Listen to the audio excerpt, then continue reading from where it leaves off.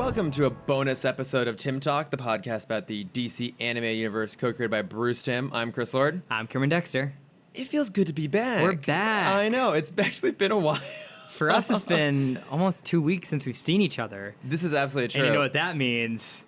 None of this is going to be on topic. Oh, no. Absolutely not. It's going to be completely meandering, per usual. But that's why it's a bonus episode. It's a bonus episode, yeah. We absolutely promise next week will be the intro of Batman Beyond. I keep saying it's going to happen, and then, well, frankly, I'm lazy and busy. Yeah. And I'm just busy. And Cameron's just busy, so we keep dragging it out. But no, we're going to do this. We're going to get some Teen Titans to you soon as well, but we're actually going to finally get to Batman Beyond. But we're here to talk about all things Comic-Con. Yes. We couldn't do like usual, a week behind everyone else. We couldn't do our normal Comic-Con clusterfuck because I wasn't at Comic-Con this year. Right, you son of a bitch. I know. Well, I was off attempting to get tan. It worked. I did. It was actually, I did. successful. I have my face a little tan, my arms nice and evened out, my chest red like a lobster. Beautiful. And completely uneven. Actually, it's very lobster-esque because there's parts of it that are bright red and parts of it that are still like ghostly pallor. Amazing. So I look like someone has cracked open a lobster. But it was a nice, much-needed vacation. But now we're back, and we're talking Comic-Con. Yeah. Cameron, how was Comic-Con? Comic-Con was interesting this year. Do tell. Tell us more. Give us all the details. So this is my 10th anniversary. It was a very big deal for me. Congratulations. Thank you. My first Comic-Con was 2008. Oh, my God. Wow. And oh, what a journey it's been. Indeed. You've made it every year? No. So 10th anniversary being, my first one was 10 years ago, not my 10th annual, not my 10th trip. It's probably only been my 6th time. What? Yeah. What? What? How long have you been going? Longer than me. But you live closer. Well, yeah. So I've been going since, I think, 2009. And I've missed 2 years in that time. Okay. I have no excuse. No, you sorry. don't. You don't. Are you even qualified to give us Comic-Con updates? Are we? We're not qualified for shit. Nope. But I'm going to do it anyway. Yeah, anyways. This year was a very interesting year because I feel like just as someone who like walks the floor mindlessly for hours and days, I feel like there wasn't a lot to do this year. Yeah, you were saying that a lot of the stuff that would normally be on the floor got moved outside. Yeah, and I don't know if that's true, but that's what it felt like. Because I feel like all the booths that had stuff, or they usually have stuff, they were all promoting off-site activities. So like one of the few things that I did on the floor were like Disenchanted, the new Matt Groening Netflix series. Oh, right, which looks great. I watched the trailer for that. It does look a lot of fun. I don't think it's gonna live up to like Futurama, but I think it'll be a nice. Well, how can you? Exactly. I mean, Futurama's a masterpiece. So they had like a wheel of death that you could wait in line to spin, and whenever you landed on, you got a prize. Like that's what killed you. That was great. Wait, so whatever you landed on killed you? Yeah. I mean that was like the whole thing is no matter what you land on, you die. Yeah. So I landed on a scorpion. So you death by scorpion. Did they give you a scorpion? They gave me what is it? Rub-on tattoos. Okay. Yeah. I mean, did you land on a scorpion? They look at you and go, "Hey, get over here. We got a prize for you." Shut up. You don't get to make video game references, Chris. That's my thing. Those are my jokes. Yeah, so I did Disenchanted, which was great. I met some lovely people in line, which is half the fun of Comic-Con, just talking to people. Always lovely people. I've never had an asshole. I had one. I'll talk about this one. Oh, I told you the story before. Because I'm still blown away at this happening. So me and two of my Disney friends met up on Sunday. Why can't they just be normal friends? Why do you have to differentiate them, Cameron? Well, because my normal friends are Lauren and Jared, who I went with. Hi, so Lauren. Are you saying that Jared. Are you saying that your Disney friends are not normal? No, not in any sense of the word. I say Disney friends because I met them at Disney, and it's an easy way to distinguish who I was with on Friday, Saturday, and who I was with on Sunday. Oh, okay. Are they Disney influencers? No, aspiring. Okay. Aspiring. Oh. Yeah. Oh, the greatest of all insults. Yes. An aspiring influencer. Okay, so you're with your Disney friends. With my Disney friends, and we were in line for the Good Place experience. For those who don't know, The Good Place is a TV show with Kristen Bell and Ted Danson and others about a group of people that go to heaven and trying to prove to everyone around them that they belong there. Yes. So that was kind of the gist of the experience, is you got to go into the neighborhood from the good place, and there were a bunch of different people you could interact with, and they would kind of determine if you belonged or not in the good place. Okay. And it was cool that you had like a wristband that they gave you beforehand, Oh. and you had your email set up to it, and they would scan it. Depending on how well you did, they'd give you points. I passed. I was pretty happy. Of course you did. But what was funny was they had the bad people there who would try and tempt you with prizes to get you to go to the bad place. What kind of prizes? A lot of shrimp related things. Okay, that makes sense. Yeah. Based on the show.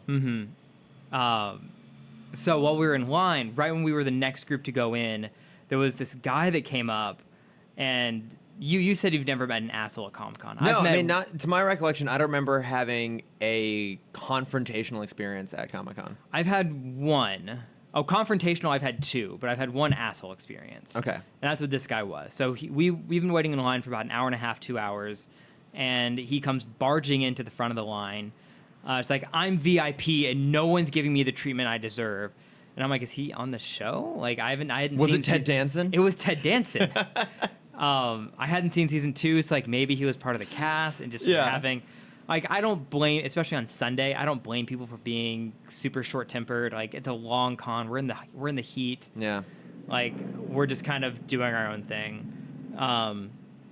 So he jumps in line with us, and just like kind of mumbling to himself about like how horrible the service is and how he's gonna write horrible things about this place. And I'm like, yeah, whatever, it's fine. We go into the waiting room where they're like, welcome to the good place. It's where all the good people go. And he's like right at the door. He's like, I have to be the first one in. I have to experience everything before everyone else. I'm like, this guy's a fucking asshole. So we get into the experience, and we start Was talking. he the first one in? He was the first one in. Okay. We what he start wanted. talking to one of the good people of the good place, or what we thought was a good person. Oh. And the asshole kind of walks up and joins our conversation. He's like, well, you know, before I died, I was writing my own comic book, and it was about a ladybug superhero. And we realized he's part of the experience, and he's just like a bad person in the good place. And it was so good of like, I don't know why I didn't think about that he could have been an actor. But it was so well done and so funny. And then so once he starts being an asshole, they have security come and like pull him out of the good place. Did he elaborate further on his Ladybug superhero comic? He did.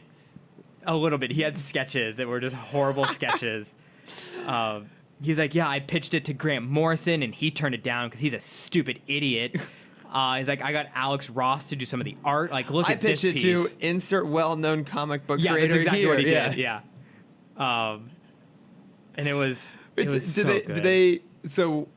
Do they pull people, like, attendees out if they like started to go too far into the bad place? Like, No. if they were tempted by... No, the experience basically ended once the bad people kind of started a riot. Okay.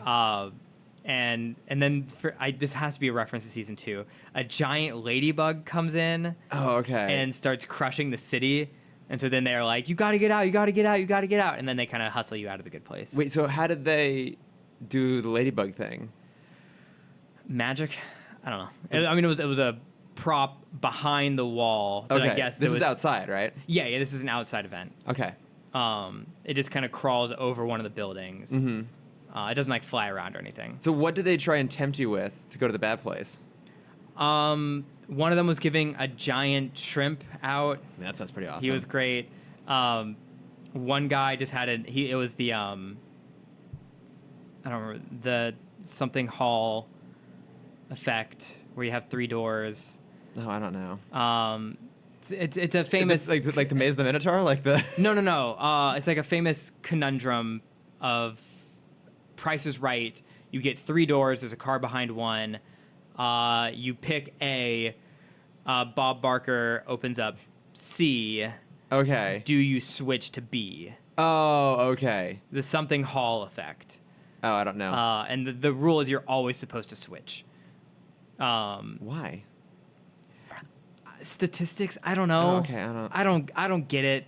There's math behind it. That's very obviously not my forte. Is it something along the lines of like when you picked it, you had a 33% chance of getting the right thing, and then now that it's down, Now it's a 50% chance. Yeah. but it's like 50%. Is it like some weird thing like it was 30 and now it's? I don't know. But yeah. I don't know. I don't get it. Okay. I'm not going to try and explain it. But there's a guy walking. That's what we're here for, to talk statistics. Yes. There was like a mailman in the experience who's walking around, and he's like, "Oh, I have mail for you, but I'm looking for like Greg St. John, whatever his made up name is." It's like, hello to our listener, Greg St. John. I can't find him. Do you just want to take his mail and you can have whatever in this envelope, and then I'll hold on to your mail? Oh, okay. And it's like, what do you do? Mm-hmm. I'm curious. Was one of the things they offered you the crisp, delicious taste of LaCroix? Because Fuck you. I'm thirsty. I hate you. And so just gonna... Were you hiding that from me? Yeah. You literally hid that behind the table so I couldn't see it until now. Yeah. Just so I couldn't knock it over. Shit, that's so good, man. It's so good. We actually had a LaCroix shortage at work. There was the great LaCroix shortage. God, I hate you. Where we didn't have any in the office for about 2 weeks, and so my coworker and I had to resort to buying our own LaCroix and stashing it at my desk. Let me tell you, these past 2 weeks of LaCroix-free life have been so peaceful. Oh my god, I really missed this when I was in Hawaii. I hate you. You know, it's great. There's like tropical drinks and the sunshine, but no LaCroix. I hate you so much. I don't know how I got through it. Oh, but it's fine. I'm back with my old friend. Yeah, that was Comic-Con. There was a panel that I went to, which was so much fun. There were a couple panels I went to. I went to the We Wrote Your Childhood panel, which was so much fun. Yeah, I saw that. So great. It was the creators of Rugrats, Pepper Ann, Recess, Hey Arnold, All Real Monsters, and then the creator of Pepper Ann couldn't be there because she had another thing. But it was one of the writers for that Creator show. of Pepper Ann in high demand these days? I guess so. I think she's still doing stuff. I'm curious what else she's done. But the writer for that was also the head writer, listen to this, for Kim Possible. Ooh. Yeah. And also American Dragon Jake Long. Ooh. Yeah. Great show. Very underrated. Wait, did you see that they put out the first official photo of the actress playing Kim Possible in the live action movie? Yeah, I did see that. Yeah. It's It whatever. looks very Disney Channel movie. Very Disney, yeah. Yeah. So that panel was so much fun because it was just them just talking about the industry and how much it's changed since the 90s. They were talking about the big animation boom, which obviously led from The Simpsons because the guy who created Rugrats, I guess, worked on The Simpsons at one point. Oh, no kidding. Yeah. So all of them on the bench or on the panel were connected to Rugrats at one point. Okay. Because it was kind of the one that started it all. It's true. So it was awesome to hear that. Craig Bartlett, the creator of Hey Arnold, basically threw Cartoon Network under the bus. Like, they're the reason that animation kind of dropped after the late 90s. Wait, why Cartoon Network? So he was talking about how when the boom started and you had Ren and Stimpy, Our Real Monsters, Hey Arnold, Rugrats, Yeah. Doug, that was the last one. All of the showrunners were also a writer. So basically the writers were running the animation studio at the time. Yeah. And that was that wasn't common, but that was like, it was free game for the writers. And Cartoon Network picked it up for a little bit when you had Tartovsky's Dexter's Lab, Johnny Bravo, Two Stupid Dogs, Courage. And he said that lasted until Powerpuff Girls. When the studio started to get more power over the writers, and they didn't have writers be showrunners, and from that point, the power shift has completely changed, and now writers don't have that same freedom they used to have. So then, who's show running on these animated shows now? I have no idea. I wanted to talk to him about this because Yeah. I really wanted to ask, like, is there anything that could happen to shift it back to what it was? God, I fucking hate you so much. You take away all my toys so I can't make noise, but you're fucking over here pouring out a goddamn carbonated drink. God, you're a piece of shit. Continue. I hate you. I don't want to talk anymore. I really need you to stop. Like you're crossing a line here, Chris. Okay. We're having a very serious conversation about animators. I really wanted to ask him, like, is there anything that could happen for writers to take that lead again? Yeah. But I didn't get a chance to. Aw. But I'm wondering, like, with this new wave of, like, online animation, and you don't need a full team, but you still have these amazing shows coming out. Like, I'm wondering if we're going to get that shift soon. I'm trying to think of what... Because the big one that they were also promoting at Comic-Con was Last Space, which was a YouTube short made by Oren something. Okay. Senator Orrin Hatch. Yep, that's the guy. Yeah, he's ventured out into animation. If I do not have my phone on me at the moment, but I would have looked it up. It looks great. It's a very fun. It's very Futurama-esque. Excuse me. But that's one where it started off on YouTube and TBS picked it up for a full series. Okay. So I'm curious if that's going to have some kind of impact on the industry. Last Space. All right, let's take a look here. Because I was thinking, the main image here, this like floating alien thing, he looks a lot like the Kuchikochi doll. Kuchikoki doll. Yes, it's like a mix between that and the brain-sucking alien from Futurama. The brain slug. Yes. Yeah. Oh, interesting. Okay. Animated series.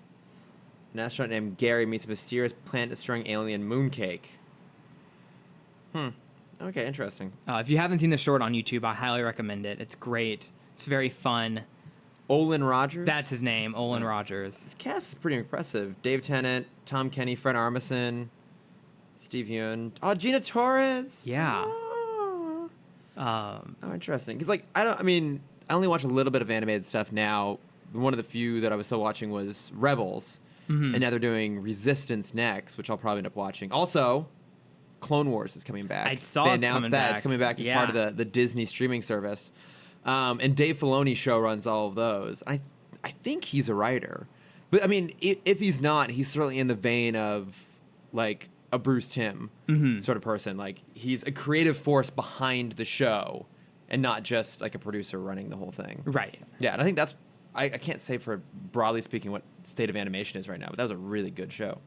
I know. I keep only the last season is streaming, and so I've been trying to find season 1, but I guess I'll have to wait for the streaming service. Yeah, and to be fair, it got better as it went along. That's what I keep hearing. Yeah, because I think it was pretty strong from the beginning, but there's a lot of like kiddie episodes. It's very same with Clone Wars too, where there's a lot of episodes early on where you're like, this is just a little bit cheesy and hokey, and you're like, oh no, like they're actually kind of like doubling down on like some of the more serious stuff, and there's some really good action beats in there. Yeah, it's a good show. See, I did that panel. I went to go see Death of Superman. How was that?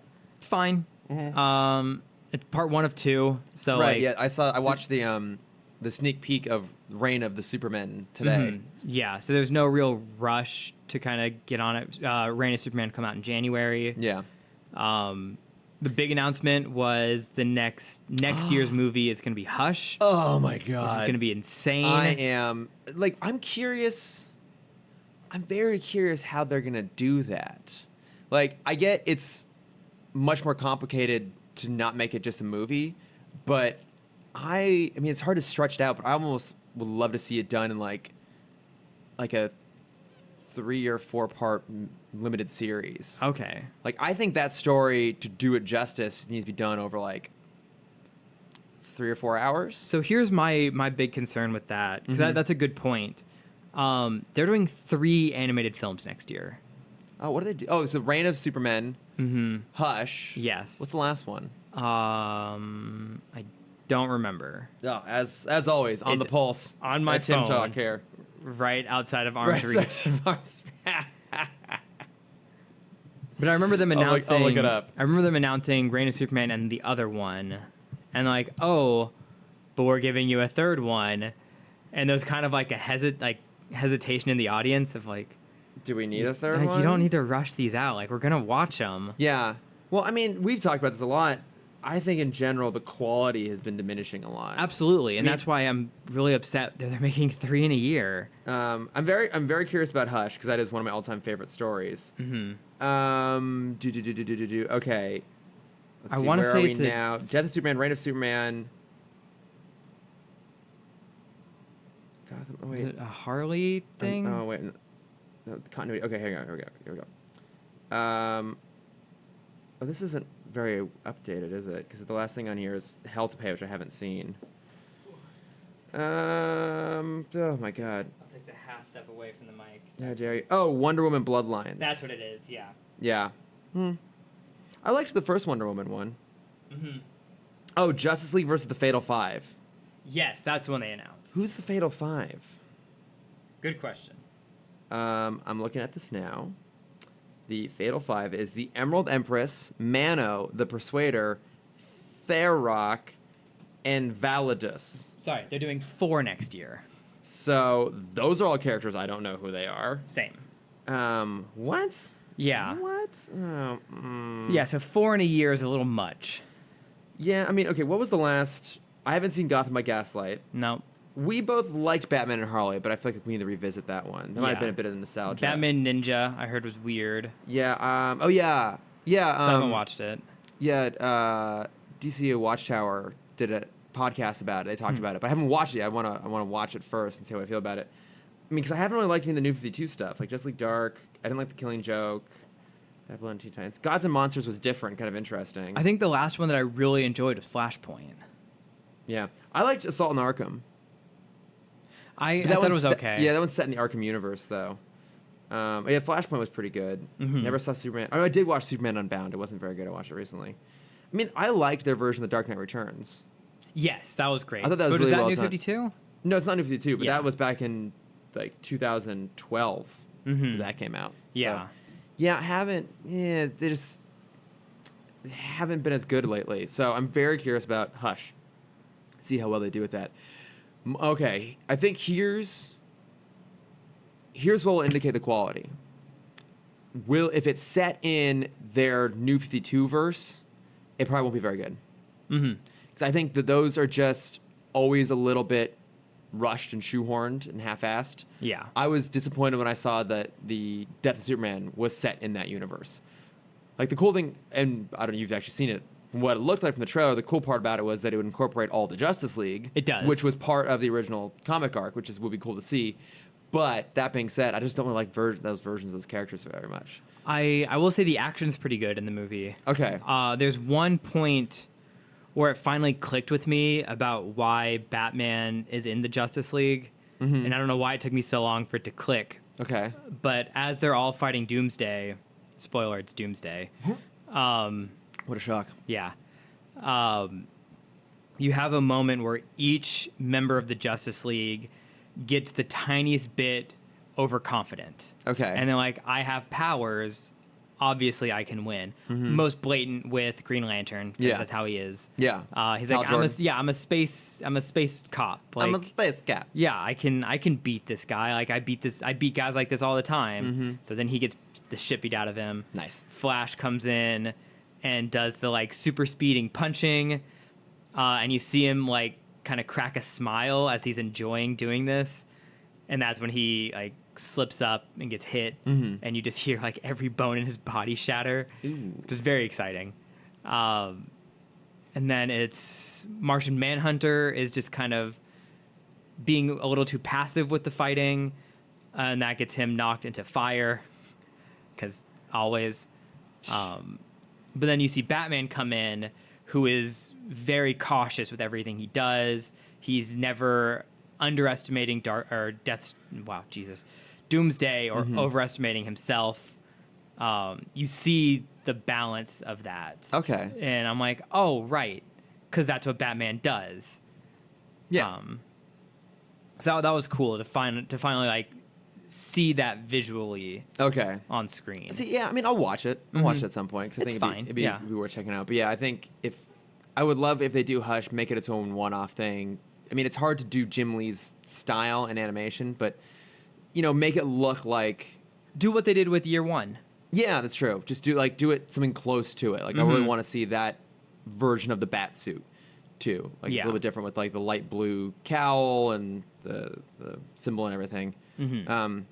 Yeah, I'm curious to see how that works if they're gonna have to rush through some of it.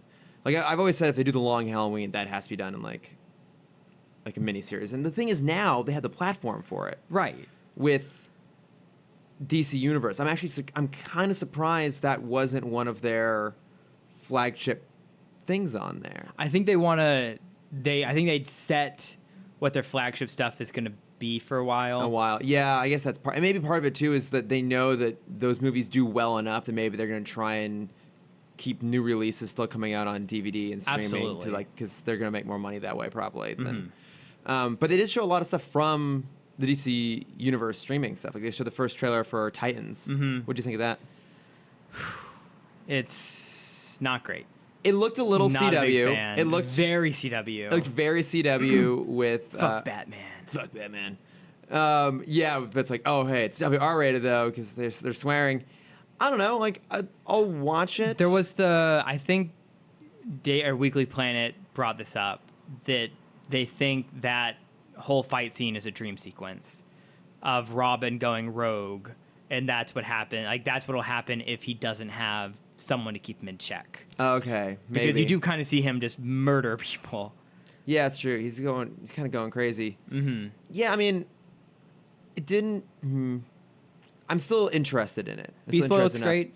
Yeah, Beast Boy looks great. Raven looks cool. Starfire's fine. Yeah, it's a little different. I think. I wish we got to see more Hawk and Dove because I feel like Thad is a big seller for this show. Good old Thad Castle. And I'm really surprised he didn't get a single second of screen time. Yeah, I think with Starfire it was a little bit weird because like I don't care that she looks different than the character. It looked like they've changed up her power set a little bit. Yeah, it looks like they've. It looks. How do I phrase this? She looks like that character done on a TV live action budget, which I don't think is necessarily true of everyone else. She, I mean, honestly, she doesn't feel like Starfire. She feels like a female Atrocitus. Who's Atrocitus? The leader of the Red Lantern Corps. Oh, okay. Does he just like shoot fire out of his butt? Out of his mouth. Same thing. Yeah. Okay. Yeah, I don't know. I mean, I'm still curious about it though. I think is that the only trailer they showed? I think so. For the streaming service, yes. Yeah. Yeah, they didn't show anything for Swamp Thing or Doom Patrol or the Harley. Yeah. But I mean, we did get Young Justice. Oh, that's true. Super teaser. That was a panel, which was very rough. How is it rough? Because they just can't talk about it. Like it's too close to coming out, or they can't answer any questions about it. Yeah. So they brought on the voice of Artemis and Troy Baker, who's just a delight to the world. Right. To try and spice it up. What was fun about it, and I think I might have texted you this. While our panel was going on, the Voltron panel was going on the other side of the wall. Okay. And so we could hear their screaming. And so in the middle of one of the producers talking about the show, Troy Baker leans in. He's like, hey, sorry to interrupt. Next time they scream, let's just scream back at them. And so we did, and we had like this scream fight go on for a minute or two. Oh, that's awesome. And that was really fun. See, that's the joy of Comic-Con. It is. The wonder of Comic-Con. Little things. Yeah, but the Young Justice trailer looks great. Yeah, I watched that too. The minute of new footage we got. Yeah, I mean, a lot of it was just recap from how season 2 ended. We got the plot of season 3, which I think is pretty big. Oh, what is it again? Now the meta gene is out. There's a huge human trafficking issue going on. So, tangent, but very interesting. Still kind of interesting. That was actually going to be what I've heard. One of the major plot points of Bryan Singer's version of the third X-Men movie. Wouldn't surprise me. Was that it was going to, open with the X-Men trying to rescue mutants who were being like transported around the world. Like the Sentinels were basically like tasked with transporting and smuggling mutants around. Yeah. And like the X-Men were saving refugees or something like that. I think it's a little easier to do in an animated format. I think it is. That's a very heavy topic. That is, yeah. I mean, I always give some of the Singer X-Men movies that they did strike a pretty good tone of like balancing the serious with the fun. But yeah, I think that's a story that fits well with animation. It fits well with Young Justice. Yeah. Too, because it has a bit of that ring of I mean, it's a social justice cause in a lot of ways. I know. I was like trying not to use those phrases, but it fits with what like a group of younger heroes would be really, really concerned about. Because it's a broad problem, but it's also very specific, which I think fits better for younger heroes than something Batman would be. Well, actually, he would be involved with it. I don't know what I'm saying. You're talking great points. Yes, just like Atrocitus, I'm just spewing fire out of my ass. Yes. So we got some of that. Trying to think anything like Comic-Con stuff. What other panels did I go to? I don't know. How was the cosplay down there? I'm not gonna lie, I didn't see a lot of great stuff this year. No? I didn't hang out at the right spots. I think that was the big problem. Okay. I didn't hang out where like the big costume. For the minute I did see some amazing Alien and Predators. Oh, okay. That'd be cool. Yeah, like very, very realistic. But yeah, other than that, nothing like really stood out to me. Except obviously your glorious Speed Racer. I know, that was pretty damn awesome. It was fine. No, you sell yourself short, buddy. It was good. It was great. The gloves were great. So I love the gloves. Did you ever the ascot? I got the ascot. Ascot makes the whole thing come together. It does. Yeah, it just ties the room together. But I think I went to a couple other panels, but obviously they're not that memorable. So. Avatar. I went to the Avatar fan panel. Of course you did. Because this was the How many changes of shorts did you bring for that? A dozen. And how many did you burn through? 9. Okay, I was going to guess a baker's dozen. Continue. It's the 10th anniversary of the finale. Okay. Because I remember going and watching the finale with the creators at my first Comic-Con and crying.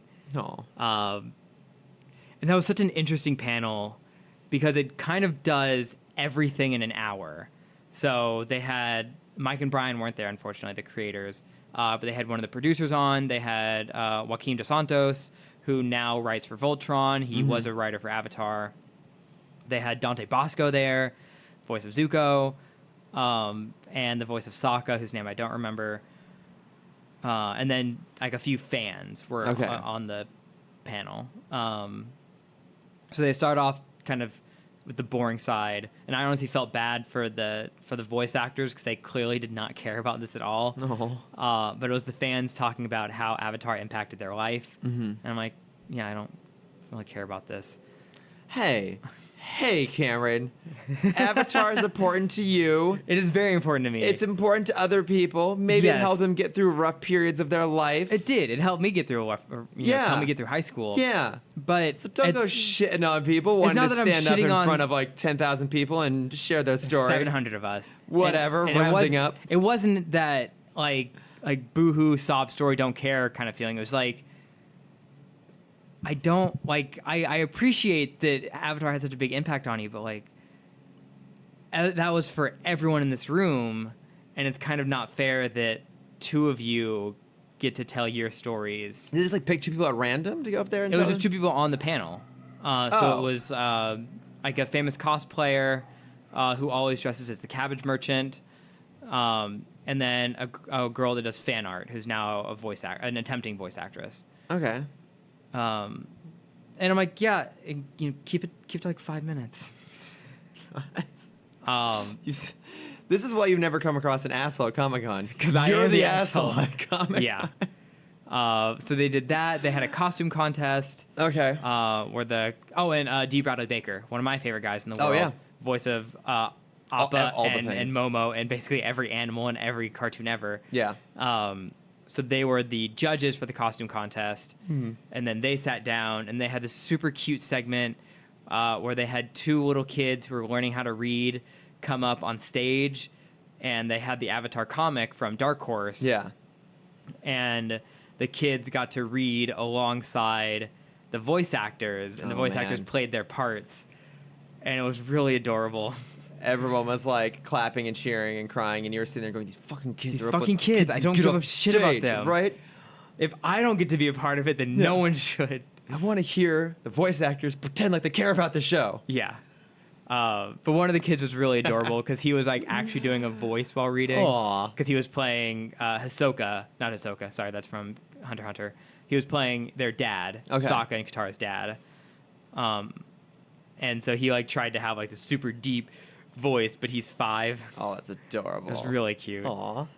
That panel was cool. That led into one of the producers and writers of Avatar has a new series coming out called The Dragon Prince, which looks okay. It's the same thing where it's like a little kiddish, but has the over complexity of the Avatar lore behind it, but like to another level. Oh man, it was a lot to take in. I remember the Avatar intro from the very first episode. It's like a 2-minute intro explaining the world. Like you have the 4 nations, you have the Avatar keeps balance, Avatar's gone, Fire Nation came, destroyed everyone. This is where we are now. Yeah. All right, got it. 2 minutes. The Dragon Prince intro is like 6 minutes. Jesus Christ. Of like, there's a magical... It's like trying to condense Lord of the Rings into 6 minutes. Oh, no. It doesn't work. It doesn't. Bill looks fine. Not a big fan of the art style. You gonna watch it?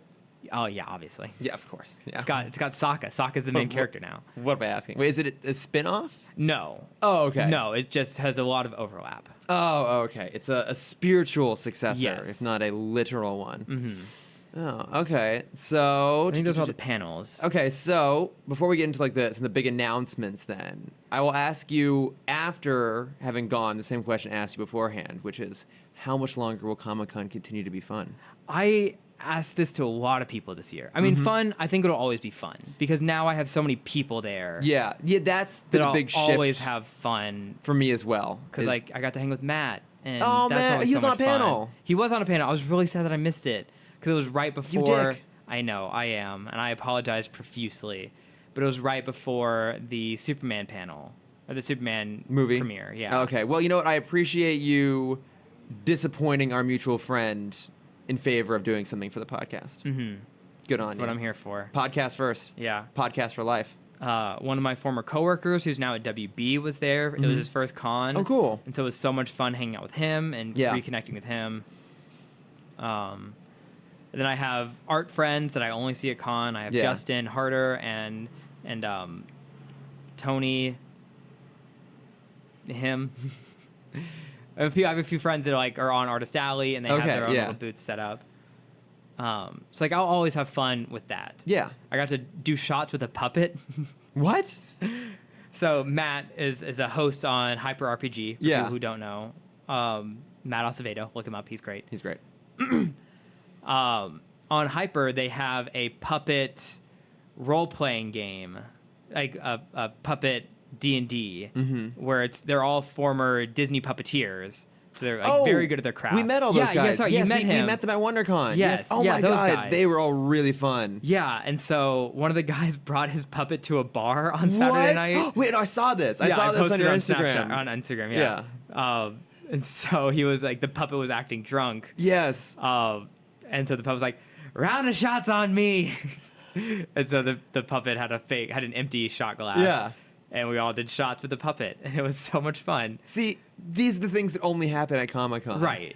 I think this is almost why it's getting frustrating for me how hard it is to go now, is because it's the small moments that really make it all so much fun. But just getting there now and being there is getting so much harder. Oh, just getting...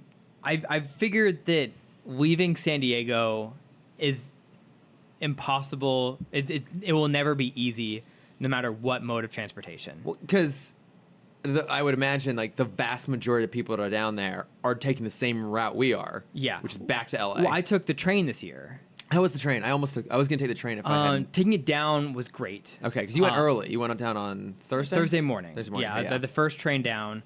And it was very funny because I was definitely on the workers train. Oh, okay. So it was all the Warner Brothers and Universal and Fox employees that were going down there to work the con. Yeah. Because they were very obviously there for Comic-Con, but no one looked happy. Oh, no one had any man. nerd swag on. They didn't Yeah. have big bags. It was just them and their computer. Oh. And I'm like, yeah, this is gonna be great.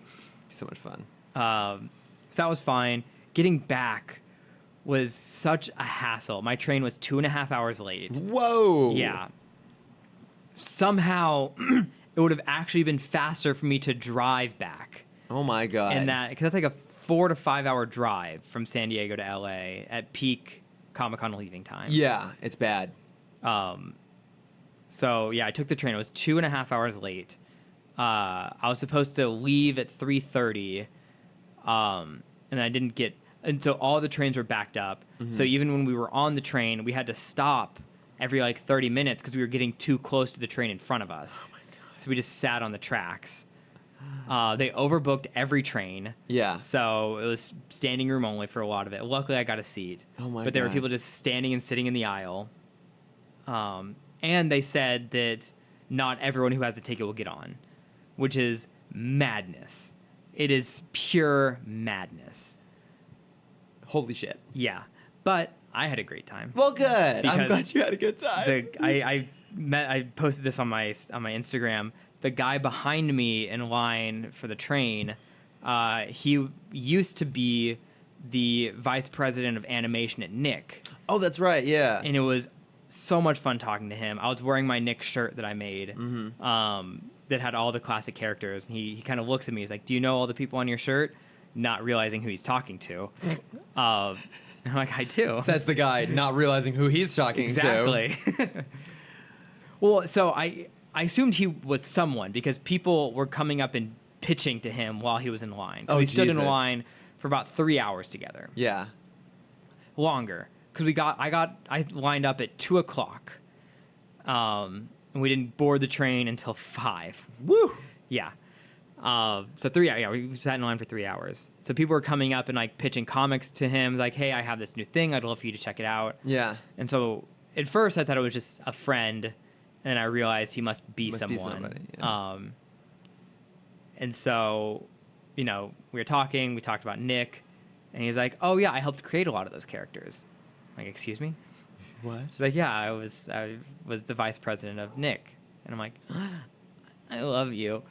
And then this was the moment when I literally blushed talking to him because he said, "Oh, you're missing my favorite show on your shirt." I'm like, "Oh, what's your favorite show?" He says, "Avatar. I was the executive producer." And I'm like, "Excuse me? Hi, Oh my God. I'm Cameron."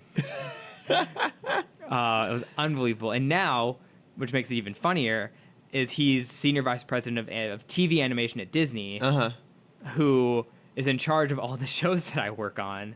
Oh my God. So I'm like, "Yeah, I work for the Mickey shorts." And he's like, "I oversee all the Mickey shorts. I'm your boss." And I'm like, "Yes, sir." Did you get his contact info? He gave me his name. Okay. But I didn't want to Yeah. because clearly he'd been in the razzle dazzle stage for the past 5 days. He didn't want to hear any more networking things. Yeah. And I wanted it to just be a chill conversation. I get that, yeah. He seemed a little stressed. I'm just like, yeah, let's just Chat. talk about nonsense. Shoot the shit. Yeah. Talk about cartoons. Talk about cartoon. Talk about the only thing I know how to talk about. Thank God. Yeah. Oh man. Otherwise, what would we be doing here? I don't know. So he was so much fun to talk to. Oh, that's awesome. Yeah. Yeah. See, I think that's the part that I missed the most not going. Because, we talked about this before, that all the announcements, they all end up online. And it's so fast now. Yeah, I watched because they have to. Because they have to stem... They have to beat the leakers. They have to beat the leakers. And, honestly, it's only going to do them favors if they get that stuff out. Mm-hmm. Because, this was a big problem I remember with, Batman versus Superman. The Yeah. first footage they showed, I want to say, was the the scene of Batman up on the rooftop, right? With the bat signal and the armored suit. Superman's still in the air. And if you don't have the context of the rest of that shitty movie, that's a really cool image and exactly what you want out of a Batman Superman movie. And they just refused to post it online. And so everyone, including us, saw that as a leak Yeah. first. And despite the fact that it was a leak, it still looked good enough to trick us into going and seeing the damn thing. Well, what I think they're doing that's smart is they'll play. They still do a few things for the crowd. Yeah, So, I heard about Aquaman. They played some clips. I heard, and I heard the clips were better than the trailer. Okay, and then I've heard they showed some stuff from Wonder Woman because they didn't release any footage from Wonder Woman, but I think they showed some stuff at the. Yeah. And one of the things I read is that I guess it has kind of the look and feel of Glow a little bit because it's set in the 80s. Amazing. I'm Which so I'm like, pumped. oh, that sounds cool. That sounds like it could be fun. But yeah, I don't remember where we were going with this. Okay, I have a question for you. I was thinking Batman vs Superman because when I was flying out to Hawaii, Did you watch Batman vs Superman? no, but there was clearly like the airline had a deal with Warner Brothers for their entertainment system. Someone was watching Suicide Squad.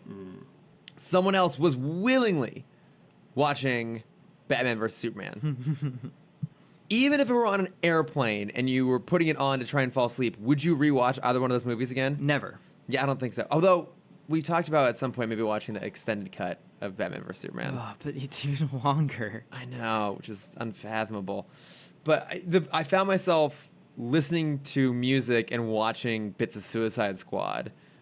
And I was like, oh, I remember like visually there being some fun stuff in like the beginning of it. But then once it got to them actually in Chicago, wherever the hell they were, and they're just battling their way through like mindless gray blobs, like, oh, this is garbage. I will say if those are my only two options, then yeah, I'll watch Suicide Squad again.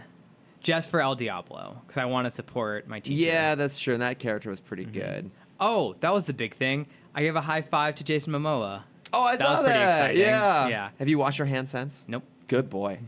Good boy. Well, okay, on that topic. Shall we Aquaman. dive into trailers? Yeah. All right. Aquaman, what did you think of the Aquaman trailer? It's fine. Not super pumped about it. I mean, it's just DC's version of Black Panther.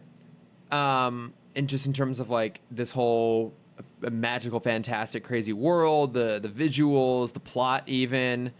I don't know. I'm like still interested. I'm interested enough to want to go see it.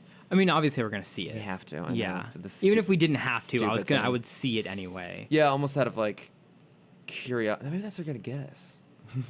Pure curiosity. Like, okay, look, because the other thing that was, I guess, announced was that the Todd Phillips, Martin Scorsese, Joaquin Phoenix Joker movie, it's a weird combination of names, is officially greenlit. Oh god. And is that going to be another one that's like morbid curiosity alone is going to put us in the 100%. theaters? Yes. Because I'm just like, what the fuck is this? Yeah. I don't get it. But I'm so baffled by its existence that I feel like I'm going to end up watching it. Mm-hmm.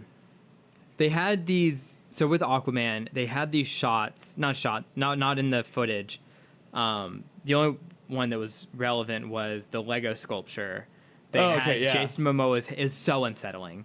They had Jason Momoa's head on like the classic Aquaman suit body. Yeah. And it looks so wrong.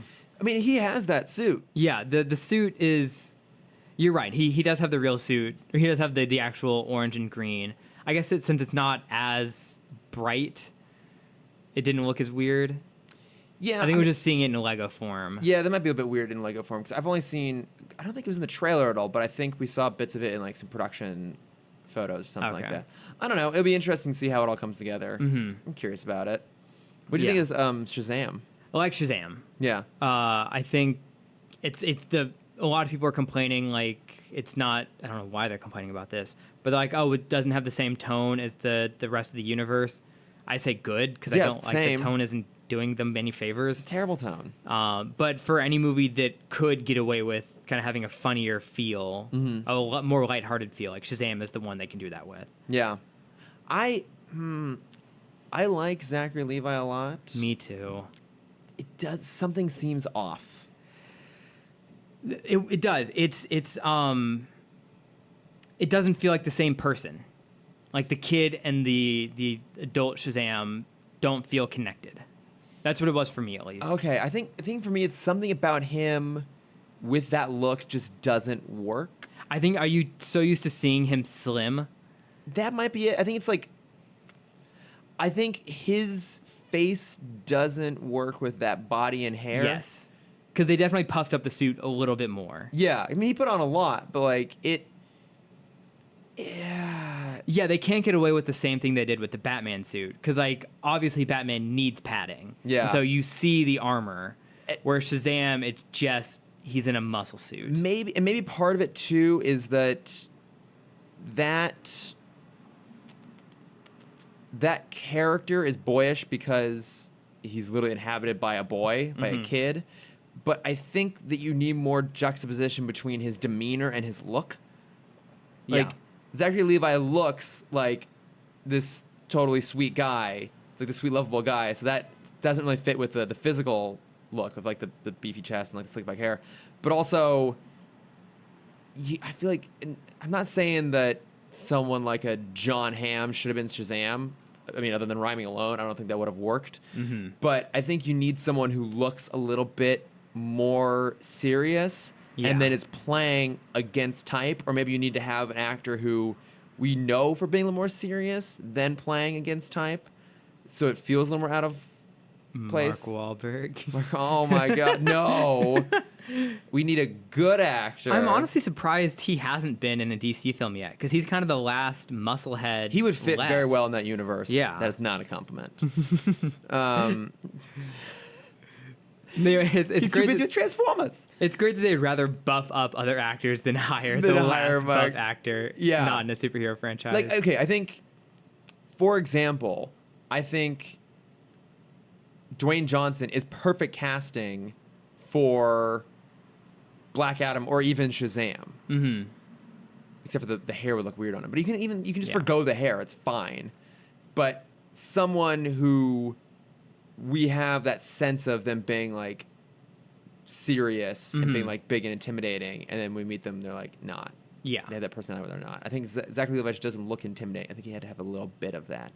What I'm most excited for is this supposedly takes place in Chicago in the DC world. Yeah.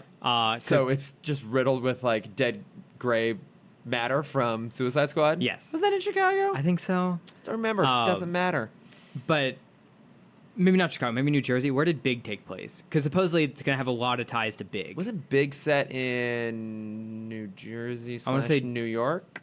I want to say Jersey, because I feel like he was on the pier. I think he was the Jersey Pier. And when then, he was at the... And then, I mean, we went... Xanadu. Isn't that the like Manhattan FAO Schwartz he goes into? So I think so. He goes from New Jersey into New York. Because that's the scene I want. I want Zach Levi to Jumping up do and down the a piano piano. scene. Yes.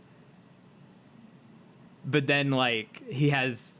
Like, that's when he first learns his lightning powers. Yeah. And so he does, like, the final jump, and the whole thing just, like, explodes. Because he shoots out lightning. Ooh, here's something that could be interesting. Let's hear it. I don't know who and all is cast in this, and I don't know enough about Shazam to know all the supporting characters. Could this be the first superhero movie we have that doesn't have a love interest? I think so. Because... Maybe. I mean, name another one that... I mean, just off the top of my head, I can't think of another film. Blade 3? Or wasn't there... Was there chemistry? That's a deep cut right there. But I mean, was there? I can't remember if there was like some romantic thing going on between Jessica Biel and Ryan Reynolds. I mean, there was Ryan Reynolds in the screen. Just the That's audience a love interest, and everyone around him. But I guess there was like Parker Posey's character was like his ex-lover. So I mean, that's kind of a thing. It's not quite there. But this, I think every other superhero movie has a love interest. I mean, they've changed it up a little bit, so now they're like kind of more glancing interests, rather than like major B story plot lines, which is kind of a nice change. But this might be the first one, because if there's one thing about Big that doesn't hold up, it's the love story in there. Yeah. Because at the end of the day, you still have an adult woman having sex like a 13-year-old kid. Yep. Not gonna make any jokes. I'm not gonna go into it. Yeah.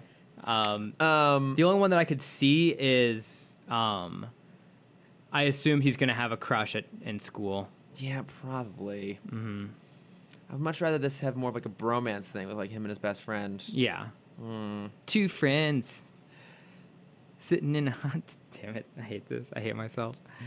What were you just trying to sing? It's a Vine from back in the heyday. That explains why I don't know it. Yeah, it's a guy from a hotel room filming down into a hot tub. I think the song is two friends sitting 5 feet apart because they're not gay. Accurate. Yeah. Okay. What else came out? New Fantastic Beasts trailer. Looks good. I heard the panel was a little rough. Was it? Did you hear about it? No. Johnny, they tried to replicate Tom Hiddleston coming out as Loki. But they did to it the with... audience. They did it with Johnny Depp. No. Yeah. And did it get No, it did not land. Massive boo from the entire audience? I don't think a boo, but again, since we're a week behind, I already listened to the Weekly Planet episode about Comic-Con. Okay, yeah, I'm behind on that too. But they talked about having Comic-Con reaction versus outside Comic-Con reaction. Yeah. And how, like, you can get anyone to woo anything at Comic-Con. This is absolutely true.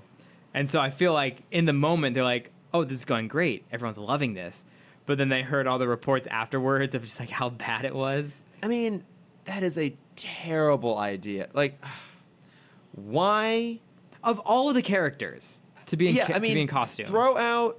Give us Dumbledore. Just Dumbledore. Yeah, like Jude Law in full costume. People Eddie would Redmayne. fucking lose their mind if we had Dumbledore show. Like, teen heartthrob Dumbledore show up. Literally anybody else. Yeah, would have been great. They could have had Ezra Miller in his random bowl cut or whatever, and everyone still would have been so much happier. Yeah, but I do not understand why Warner Brothers is sticking with this. Mm-hmm. Like, it boggles my mind. I mean, beyond his toxic public persona now, which is problematic in of itself, he's just not the box office draw that he once was. Like, right. He is so far from Jack Sparrow. Like, yeah. No, like, he is... I'm very curious how he holds up with the older market. I don't know. Because clearly Fantastic Beasts, like, I'm going to see it. Yeah, I'm going to see it, too. Yeah, our generation is just going to see it because it's more Harry Potter. Yeah. And I'm curious if Johnny Depp still has the pull for, like, the 40 to 50 crowd. I don't the people know. who probably don't care about Harry Potter as much as we do. I don't... I feel like he actually is box office poison now. I feel like there are a lot of people who are like, I don't want to see that. Johnny Depp's in it. Like, I'm almost there. If it's basically everything else is keeping me still going to that movie. Because in general, it's very inspired casting, as all the Harry Potter movies have been. Yeah. And that's one that just, it boggles my goddamn mind Mm-hmm. why they stuck with it. Like, honest, like, I get that they generally try to avoid doing, like, major casting changes. And I guess they were maybe too far into production on this to do it. But honestly, if they had swapped him out for anybody else... I mean, they didn't even everyone... need to... Like, I would have just loved to see Colin Firth and... Not Firth, sorry. Farrell. He's great. Also Colin Firth. Yes, also Colin Firth. I would have loved to see Jude Law and Colin Farrell go at it. Like, that would have been awesome. Yeah, I would want to see that. Yeah. Yeah. But yeah. I don't... Trailer looked great, though. Trailer Pumped looks... for the movie. Trailer looks pretty good. I forgot it was coming out this year, and I got re-excited. Yeah. I think... Didn't you posted a photo on your Instagram of you with a Newt Scamander cosplayer holding... No, he was dressed up as Tom Riddle, right?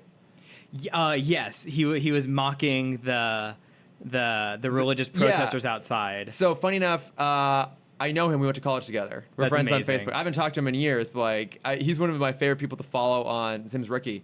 One of my favorite people to follow on Facebook because he goes to all the conventions and he has like a whole series of cosplays. So he does... Tom Riddle, he does Newt Scamander, is a great Newt Scamander. He like got photos with the whole crew, like the whole casting crew. They had like this big photo session. He's standing between. Oh, that's awesome. Catherine Waterston and Eddie Redmayne, like Jude Law, all those people. He also does Kylo Ren. He does an Anakin Skywalker. Like the really, really good cosplays. Yeah, sweet guy. So I thought that was so funny. Like, oh, I know him. That's so cool. Yeah, it's so random. Can we talk about the trailer that I think won Comic-Con this year, even though it's a franchise I'm not a big fan of? Is it Godzilla? It was fucking Godzilla. I didn't think it looked good. You didn't like the I thought the trailer was amazing. It looked very generic. It got me pumped. No, I was like, seeing I'm all not the on silhouettes board. of the monsters, like that's all I wanted. Yeah. I was waiting for King Kong because I know King Kong Well, lives they're in doing this that. universe They're now. doing that. That's his own dedicated movie. I forget who's directing it. It didn't do it for me. It just looked very. Compared to the other trailers, I had the most fun watching this one. Okay. This is a weird, really specific critique, but there's kind of this trend of late where like a blockbuster film comes out and then they do a sequel, but the original director doesn't stick around. So Jurassic World, for example, Colin Trevorrow left. J.A. Bayona came in, who's generally a very good director, but that movie was just not very good. I mean, I'm trying to think of other examples. But I mean, this seemed to kind of ring of that for me a little bit. Okay. I liked the last one. I didn't love it, but I liked it a lot. I thought it was actually kind of clever how they really held back Godzilla until the very end. Like I actually loved they cut away from the airport fight and they just show bits of it on a television screen, and they really did hold him until the very end. And I think that actually worked really well in its favor, and it just had some like personality to it. This felt like a more generic director loosely imitating someone else's style, and everything just felt a little bit flat. Okay, so Peyton Reed and Ant-Man. Yeah, I guess a little bit. That's a weird one because he was. Because we never got to see the original. It's not a perfect parallel, but a little bit of that. A Yeah. little bit of just another director coming in to pick up where someone else didn't want to continue. Oh, Star Wars. Star Wars is not a bad example of that in some ways, although the second movie was like more distinct. Yeah. That's a whole separate mess. But yeah, I don't know. I just wasn't. I like all the people in that cast too, but I wasn't drawn into them at all. I mean, it was smart of them to replace Aaron Taylor Johnson because he's just not very good. I know. They really should have kept Cranston in that whole movie. Like, Cranston's great. Cranston's just like pure charisma on screen. And I've never seen Godzilla. you've never seen the first Godzilla? I know. I've never watched it. Oh, it's pretty solid. I hear that. I hear it's fine. Yeah. I heard Cranston dies pretty quick. That's such a waste. Yeah. Such a waste of good Cranston. I know. And I like Vera Farmiga. Well, he had to go do Power Rangers. He did. He did a great job with that too. I don't know. It didn't do it for me. Okay. I was excited by it. Well, I'm glad someone even though was. like fit the formula of all trailers right now. Yeah. Where it's reproduce a classic song in a little like Oh, weird, like off key, not off key, like off melody. Yeah. I don't know if I'm music to say what I'm saying. you have that, you have, beat black screen. Yeah. Beat black screen. Text widen. Edit tracking so text gets wider. Yep. Fade into next scene. Monster. Scene, black screen. Vocals go out. Just harmony. Yeah. Ba-da-da, da-da-da. Godzilla. Oh my God. We don't need trailers anymore, We Cameron. don't. We just need to have people tell you about their movie and you just recreate it. Yeah, because that is every trailer. That is literally every trailer, though. What I also just explained was the first Ready Player One trailer. Yeah, actually, that's true. Because I did a very poor interpretation of their reimagining of Pure Imagination. Pure imagination, yeah. It was filtered imagination right there, Cameron. Yep. Um, So we had that trailer. I feel like that was... We had the Disenchanted trailer, which was fine. You look Going fun. to TV shows. Yeah. I I saw bits of the Arrowverse stuff, but I'm just like... I didn't care. The one thing that it sounds like they might be doing in the next season of Arrow is... Did you ever hear about the Supermax project that was floating around for a while? No. So the idea... This is well before like even the MCU was coming together. So this is before the idea of like shared universes. But it was going to be essentially a Green Arrow movie where he is caught. It's revealed that he's Oliver Queen, and he's sent to go to a supermax prison, so kind of like Belle Reve, Belle Reve in Suicide Squad. But he's sent to a high security prison where it's full of a whole bunch of villains across the DC universe. Okay. And he has to break out, and like he has Okay. to team with villains to break out. That sounds cool. And I guess at the end of season 6 of Arrow, it's finally revealed that he is Oliver Queen is the Green Arrow, and he goes to prison. And so there's like scuttlebutt. It's amazing that it took 6 seasons for people to figure it out. It's like I think twice people have accused him of it. Whatever. Yeah. TV. But it sounds like they might be doing a loose adaptation of that, which sounds like it could be kind of interesting. And I still think that Stephen Amell does a great job as that character. But I would have loved to see that as a movie. Yeah. That is great. That is a great movie script. Yeah. And I know it's out there. I've never been able to get a hold of it. I should try because I bet it's good. I bet it's interesting. And I think it was just they didn't know quite what to do with it. They didn't quite know who to get in it, like who to star in it, and I think there were some rights issues in terms of which villains they could or could not use. Yeah. And so it just never went anywhere. And I think it may have originally started out as a non-superhero script that someone adapted into a Green Arrow script. Like that would have been super cool to see. That's the sort of thing they should be making now. Yes. Like- So I had this conversation with a friend who I also saw at Comic-Con. And we were talking about how the CW shows are boring because they're so formulaic now. Yeah. Like every Flash villain is just a faster villain. Yeah. The Arrowverse is the same, there's a baddie, team breaks up because they think because Oliver thinks he can do it alone. Mm-hmm. Oliver loses. Team comes back together. Him and Felicity break up, beat the bad guy. They're together again. Yep. Every season. And there was a great video essay that I watched about One Piece and how they're able to keep it fresh, being 800 episodes in. Cool. And one of their big points is every season is a different genre they try and tackle. Yeah. Like this season right now is a heist season. Mm-hmm. It's them trying to their friend. Oh, okay, yeah. Yeah, their friend left. A member of their crew left because he had to fulfill a family duty. Mm-hmm. And so the crew is trying to kidnap him from the other pirates. And it's kind of like this long game of like how we can get in and out. These guys are too strong for us to just like brute through. Yeah. And then you compare that to like the Marineford arc, where it's literally just a war between the pirates and the Marines, and the main characters, only one of the main characters in that arc. Everyone else is interesting. gone. Yeah. Yeah. And it's that way. Every season is different, and it keeps the audience engaged. That's how they're able to, keep it fresh 800 episodes in. And I think we're getting some shows are doing that now. I think you could say that of Westworld. Mm-hmm. Did you watch season 2 of Westworld? Not yet. Okay. Westworld season 2 is a lot different than season 1, and it's definitely setting up a very different season 3. And like that's cool. That's good. And I think that's a good idea to lean in. I mean, sometimes it doesn't work. I think Jurassic World is an example of that. If they basically try to like genre hop. Clone rights. Clones are people too. Yeah, and it didn't Not quite when they're work. dinosaurs, bitch. It didn't quite work, but I think again that's part of the reason why Marvel has been so successful is they really do lean into different genres with each kind of new film, and I think DC is starting to go there a little bit. Let's hope so. I think there's a bit of course correction, but and one could argue that the Todd Phillips Joker movie is kind of like their stab at that. But the thing is there's a way to do it and still keep it all in continuity because Marvel has done it, and maybe a Joaquin Phoenix Joker movie is not what we need right now. But something like a Supermax would have been really cool. Yeah, and I think that's part of the reason. Did you ever see Dredd? No, it's really good. I own it. It's really good. That's exactly what I'm talking about. It's the same plot as The Raid. Yeah, and they were made completely separately, but they just have a lot of similarities.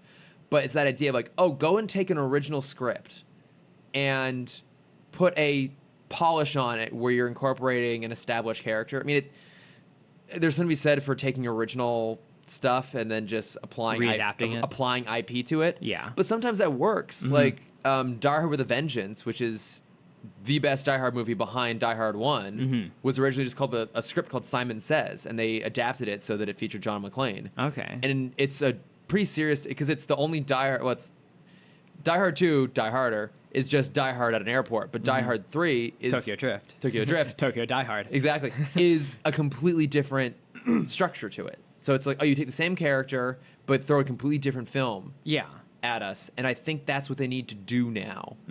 And something like Supermax, or like if they did a really gritty noir, like very much like a murder mystery style Batman film, I think that'd be super interesting. You don't need to have drifting.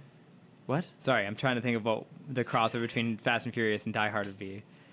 Because you have Tokyo Die Hard, okay. That's boring. You have Die Drifting, Die Hard Die Drifting. It's fun. The Fast and the Harder. No, I'm just doing the Die and the Furious. Just Fast and Furious Tokyo Drift.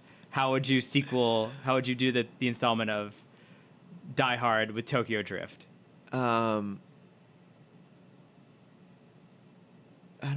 Drift Harder. Nailed it. Let's do it. Sorry, I didn't mean to cut you off there. Yeah, I don't know. I would love to see things get mixed up, like some mixing up a little bit. Yeah. I don't know. Maybe something like DC Universe or the impending Disney platform will give us a chance for that. Like, I don't know if you saw, but their live action Lady and the Tramp. First, why? But second, it's going to premiere on that platform. And there's rumors now that possibly Obi-Wan might premiere on that platform too, which that's a weird. That'd be really interesting. That's a weird one. Because that means it's going to be a lower budget. Yeah, but that might work in its favor. Yeah, because it doesn't really need to be a high budget. I feel like you could do that movie for 100,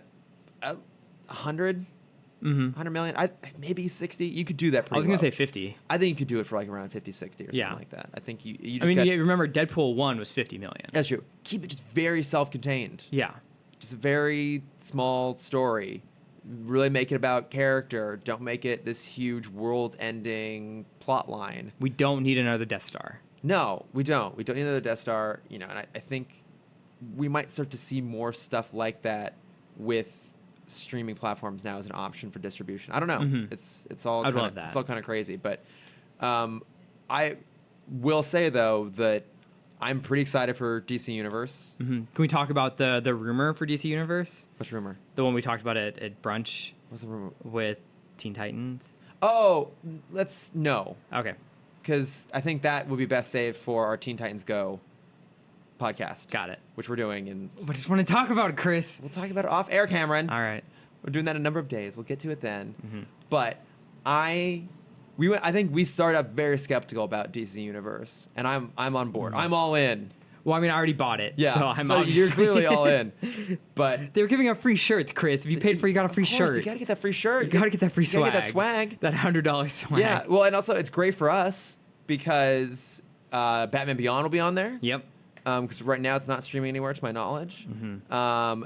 Maybe, I mean, they're picking some pretty obscure shit. It's very possible we might get Static Shock and Zeta, which would save us a whole hell of a lot of trouble. I feel like Static, especially now because Static was in he's Young in Justice. He's in Young Justice. I feel like he's slowly climbing up the ranks. And Yeah. I think it would be beneficial for them it would to behoove them. bring back Static. Yeah, so that could work out very, Saw very a lot well of, for us. Weirdly enough, I saw a lot of great Static cosplays That's this year. awesome. I'd never seen a Static cosplay. Oh, I love it.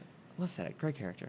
Also, I was surprised at what was like the popular costume this year. What was it? Because last year was obviously Harley Quinn. This year it was My Hero Academia. Oh, that's cool. Yeah. I wouldn't have recognized it. Well, you would have seen it everywhere. I would have been like, Cameron, what's that? And then we would have been sitting for an hour while you told me about My Hero Academia. Yeah. It's great, Chris. My Hero it's Academia. great. You can say Hiroaka Hero or Waka. Baku no Hero Academia. Clearly, that's what I was trying to say. Any other thoughts on Comic-Con? Should we I'm wrap this top bitch up? dry right now. Yeah. Would you like some LaCroix? Did you want? No, Do you I don't want want to LaCroix. just like One of the- moisturize your throat? One of the a little bit? funniest pop-up installations that I saw. I wish I could go in. I wish I could have gone in it. Was I took a few photos of it. They to promote the Purge. They had Purge City as a parody of Party City. Oh, where I heard about It that. was so funny. The front or the front looked like a Party City, and if you looked inside, it was the same like colored party supplies, but they were like selling fun like murder weapons. That's awesome. And so, from what I understand, once you went past that, because that was just the queue, it was a Purge themed escape room. That's pretty cool. And I feel like a lot of people did escape rooms this year. They're very popular. Yeah, there was that. Walking Dead did an escape room this year. I think Disenchanted did an escape room. Okay. Which I wish I could have done. Yeah. There was a Ready Player One pop-up, which I never got a chance to go to, which made me really sad. All the things you missed out on. The last one, and then we'll call it. The South Park booth was hilarious. What did they do? Oh, I saw that. I posted a video of it. Yeah, you had trivia where they put you in like a poncho. Yeah. And they asked increasingly harder questions. I never saw anyone get all 4 questions right. Okay. But if you got the question wrong, you were at the dinner table with Randy, and Randy would throw up on you. Yes. And it was so funny. Oh my god, I love it. Mm-hmm. God, those guys are geniuses. They're so creative. Oh man. Yeah, that was Comic-Con 2018, guys. Oh, man, well, hopefully I actually make it there for 2019. You better. We shall see. I was told I have to go by Todd because next year is like the 50th anniversary. I think. Of San Diego? No, the first con in San Diego was August 1971. I don't know. It was some anniversary. Unless they're talking about the first Comic-Con, which was in New York, and that would have been 68 or 69. Well, there you go. So that's what it is. Clearly, then I guess it's the 50 years of Comic-Con in general. Yeah. So hopefully I'll make it for next year. Hopefully. So, but yeah, I think we'll skip plugs. Yeah, I mean, Comic-Con is a plug. Watch all the trailers you talked about if you Although I haven't have yet. tons of stuff to plug because I actually had free time to sit down and like watch some movies I know, I've and seen read so some many books. movies this I know. week. So we'll hit it up next week. We'll have like a long plug section. Just endless plugs. Pick our favorites. Exactly. But yeah, thanks for listening to his rant. I promise next episode we will be doing Batman Beyond finally. Next episode will just be plugs. Just as And an then after that- episode long of plugs. Yeah, with another random minisode. No, we will finally get to that. And I keep meaning to put shout outs on like Instagram for people to write into us when we know what we're talking about. But we can do it now. We guarantee next episode will be Batman Beyond. I keep saying this because something will intervene. We will be doing Batman Beyond. So if you have general thoughts about the pilot or just that show in general, send them our way. And we'll be talking about it next week. Yeah. And so if you want to do that, we can be found at TimmTalkPod on Facebook, Twitter, Instagram, and Gmail. If you want to see some of Cameron's awesome stuff from Comic-Con, because he went off his social media hiatus, came back triumphantly. I'm back. Did an amazing job taking over. Feels very weird, I'm not going to lie. What, to be back on it? Be back on. The second I signed back on, I think I unfollowed like 100 people. Yeah, so I'm smart. like, I don't care about I don't care about you. these people. And, you know, you did an amazing job. It further goes to show how much better our social media would be if you did it instead of me. But, you know, how can you learn if I don't give you the reins? I don't need the reins, Cameron. I got plenty of other stuff to keep me occupied. But no, if you want to see Cameron's Instagram and whatever to see his Comic-Con stuff, where can they find you? If you want to see my face, my Comic-Con stuff, you can find me at CamDexter_adventures. If you want to see my art, I have a new one coming up. That's right. It'll either just come out or it will be about to come out on Cameron.Dexter. There you go. And if you want to check out my stuff, it's at Lordifer on Twitter and Instagram right now. On Instagram, You just got a new toy. I did. I'm sad that we did so few episodes in the last couple months, weirdly, because I didn't get a chance to keep doing my Lego Aston Martin Minute. Because at this point now I have it. I have the Lego Aston Martin. It's now here. It came out. It was not what I was expecting. It's the full-on like big expert kit. So it's a large-scale kit with a whole bunch of working gadgets. It's awesome. That's cool. Still kind of wish it had been like to scale DB5 with a couple minifigures, but you know, you get what you get, and it's still fantastic. It was pointed out to me recently that I should be building it over the course of 7 days. So today will be day 2 that I work on it. But yeah, if you want to jump on my Instagram, you can see me post photos of the evolution, the build, as this beautiful, beautiful work of art comes together. Beautiful. Oh my God, I'm so excited. I planned it out too. It was waiting for me when I got home from my trip. It's waiting for me at the office. And I was just like sitting at my desk crying because I was off vacation and had a whole slew of emails. But then I was also tears of joy because I was just hugging my Lego set. It's here. Like a child on Christmas Day. Better than Christmas Day. Yeah. It's a thing of beauty. It's James Bond Day. James Bond Day. Love it. Yeah, I think think that's it. Thank you guys for listening, and we'll be everybody. back next week. With Batman Beyond. Batman Beyond. I swear to God. Plugs. Bye.